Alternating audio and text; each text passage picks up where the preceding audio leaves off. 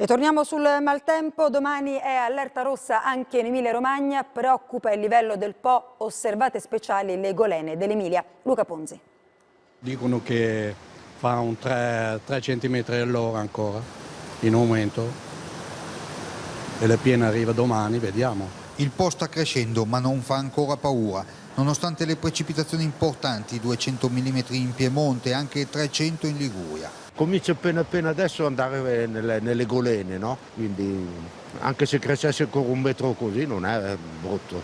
Il grande fiume però è un sistema complesso, non basta guardare l'asta principale, nemmeno valutare la portata per capire cosa potrà succedere nelle prossime ore. Per fortuna non avremo il territorio del Ticino colpito, quindi non si sommerà la piena del Ticino e secondo me, a mio parere, andremo in difficoltà con le golene chiuse, che è territorio del fiume. A Piacenza la forza della corrente ha strappato gli ormeggi alla sede galleggiante della motonautica, hanno dovuto recuperarla i vigili del fuoco. Il colmo di piena raggiungerà Pontebecca in provincia di Pavia con una criticità moderata, mentre nelle prossime 24 ore transiterà a Piacenza oltre i 7 metri, quindi superiore alla soglia rossa di criticità.